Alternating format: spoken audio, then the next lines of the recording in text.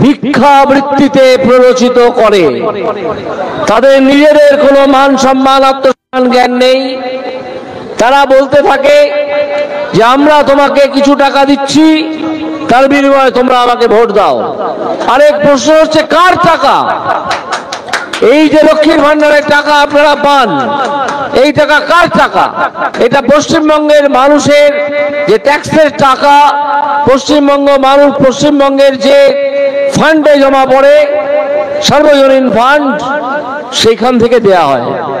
যদি 25-26টা আসন পাই তাহলে জেনে রেখে দেবেন এই তৃণমূল দুর্নীতিগ্রস্ত চোর ছেচরের সরকার আগামী ডিসেম্বর মাস অব্দিও চলবে না, তার আগেই ভেঙে পড়ে যাবে।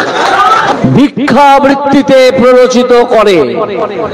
তাদের নিজেদের কোনো মান সম্মান আত্মসম্মান জ্ঞান নেই। তারা বলতে থাকে যে আমরা তোমাকে কিছু টাকা দিচ্ছি, তার বিনিময়ে তোমরা আমাকে ভোট দাও। আরেক প্রশ্ন হচ্ছে কার টাকা?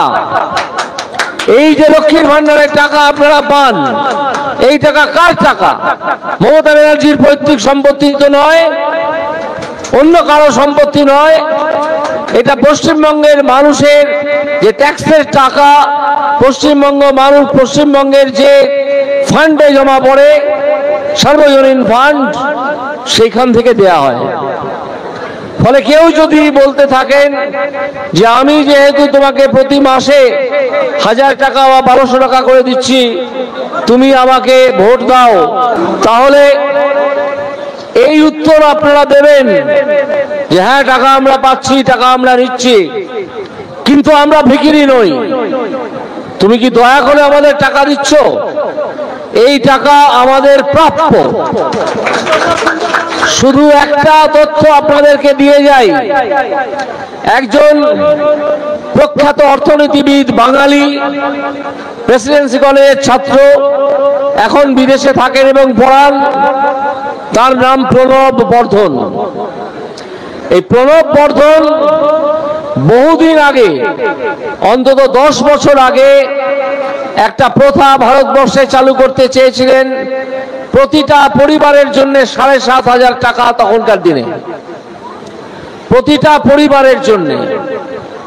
এই যদি ব্রেন চাইল্ড কারো হয়ে থাকে, এই লক্ষ্মীর ভান্ডার যেখানে অতি অল্প টাকা দেয়া হয়, সেই ব্রেন চাইল্ড, সেই প্রণব বর্ধনের ব্রেন চাইল্ড, মমতা ব্যানার্জির কোন চামচার বা মমতা ব্যানার্জির ব্রেন চাইল্ড নয়।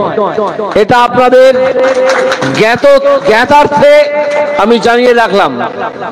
আপনারা সবাই মোবাইল ইউজ করেন, গিয়ে শুধু প্রণব বর্ধন ক্লিক করবেন, গুগলে গিয়ে সার্চ করবেন, ইউনিভার্সাল ইনকাম সার্চ করবেন, দেখবেন 7,500 টাকা প্রতিটা ফ্যামিলির জন্য তিনি বহুদিন ধরে বলে আসছেন। আজ তিনি অশীতিপর বৃদ্ধ, বাইরে থাকেন, কখনো কখনো ভারতবর্ষে আসেন। বাঙালি, প্রেসিডেন্সি কলেজের ছাত্র। এই যে আইডিয়া, এই আইডিয়াটা চুরি করে মাত্র 1200 টাকা বা 1000 টাকা দেওয়ার অঙ্গীকার করে এই চোর ছেচরের সরকার তৃণমূল, যেন এটা ঘুষ দিচ্ছে। আপনাকে ঘুষ দিলাম, প্রতি মাসে এত টাকা করে দিয়ে যাব, আর আপনারা বারে বারে আমাকে ভোট দিয়ে কোটি কোটি টাকা চুরির ব্যবস্থা করে দেবেন। আপনারা জানেন যে এই সরকারের খাদ্যমন্ত্রী এখনো পর্যন্ত যা আংশিক হিসেব পাওয়া গেছে, 15,000 কোটি টাকা চুরি করেছেন। 15,000 কোটি। আমি তো অন্তত আজ পর্যন্ত একসঙ্গে 48 লক্ষ টাকা দেখিনি, চোখে দেখিনি, কেমন দেখতে হয়। কিন্তু যে শিক্ষামন্ত্রী ছিলেন পার্থ চট্টোপাধ্যায়, তার বান্ধবীর বাড়ি থেকে 48 কোটি টাকা পাওয়া গিয়েছে। 15 কেজি সোনার গয়না পাওয়া গিয়েছে। এই টাকার দাবিদার কেউ নেই। অবস্থাটা বুঝুন, 48 কোটি টাকা, 15 কেজি গয়না, সোনার গয়না। যার যে বান্ধবীর বাড়ি থেকে পাওয়া গেছে, তিনি এদিকে জানিয়ে দিয়েছেন যে এই টাকা আমার নয়, এই টাকা পার্থবাবুর টাকা। আর পার্থবাবু বলেছেন যে এই টাকা আমার নয়। তাহলে টাকাটা কার? টাকাটা কোত্থেকে এলো? এই ধরনের মোট ৩,০০০ কোটি টাকা ইডি পশ্চিমবঙ্গ থেকে উদ্ধার করেছে, যে টাকাটা আমার আপনার টাকা চুরি করে অন্য জায়গায় রাখা ছিল। তাই সেদিন নরেন্দ্র মোদীজি একটা টেলিফোন বার্তায় আমাদের কৃষ্ণনগরের প্রার্থীকে জানিয়েছেন যে আমি আইনি পরামর্শ নিচ্ছি, এই টাকা পশ্চিমবঙ্গের দরিদ্র মানুষ যাদেরকে বঞ্চিত করে এই টাকা সরিয়ে রাখা হয়েছিল তাদের কাছে ফেরত দিয়ে দেওয়া যায় কিনা আমি দেখছি।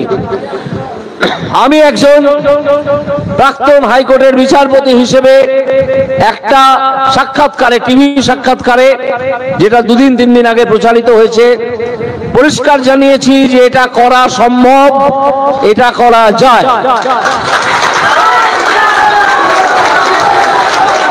সুতরাং এই যে রাস্তার ছোড়ারা কাল থেকে একটা প্রচার চালু করেছে, কিছু চ্যাংড়া ছোড়া, যে মোদিজি নাকি জুমলাবাজি করছেন, আমি তার উদ্দেশ্যেও একটা ইন্টারভিউ কালকে রাত্রি 11টার সময় দিয়েছি। আজকে সেটা ভাইরাল হয়েছে, অলরেডি 4 লক্ষ লোক দেখে নিয়েছেন, আপনারা সেটা খুঁজবেন।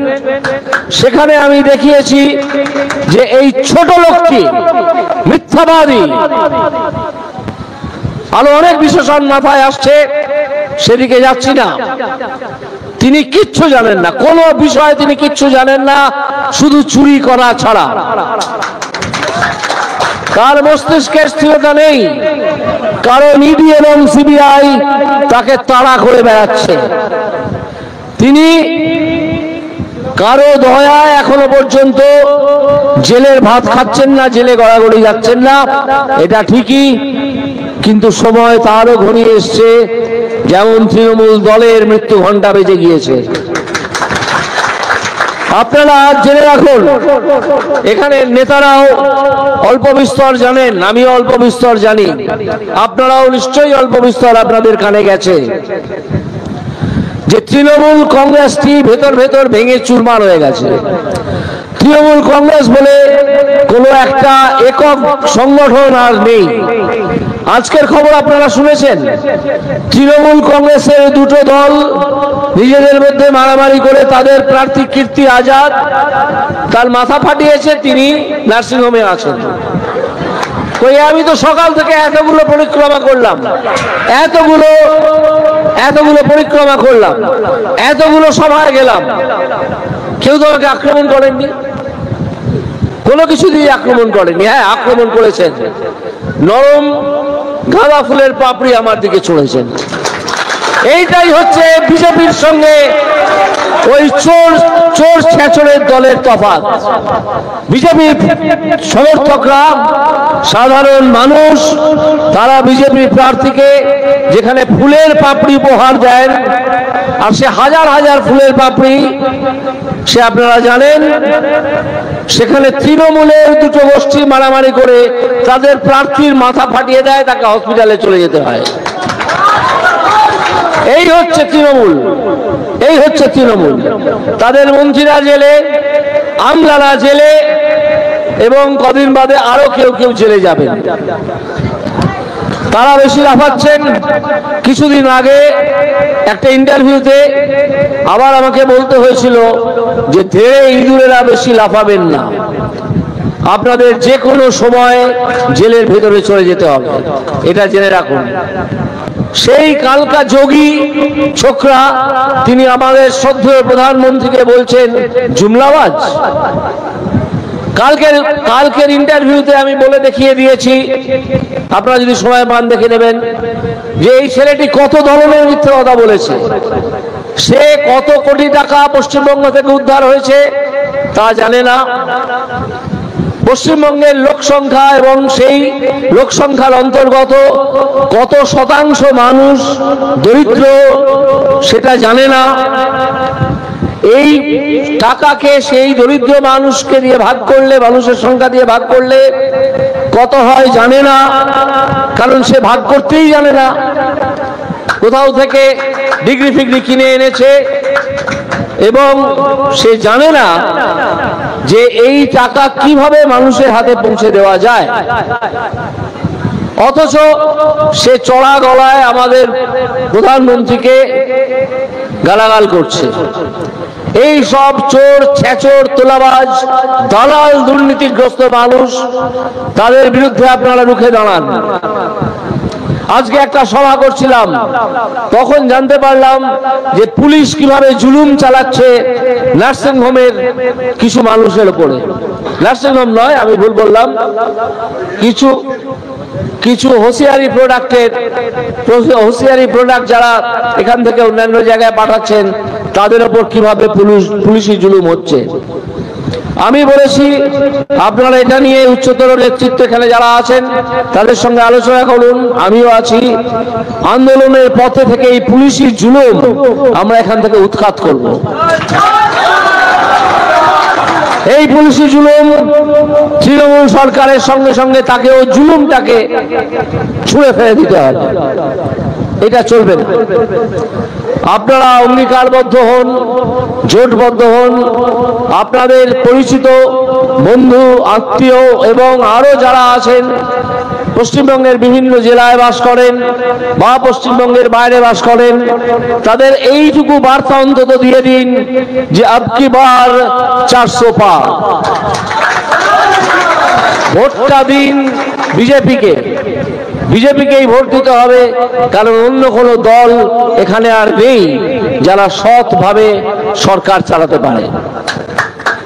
আর এই লোকসভা ভোট একটা প্রথম পদক্ষেপ, যেখানে আমরা তৃণমূল সরকারকে নোটিশ দিয়ে দেবো যে তোমাদের দিন শেষ।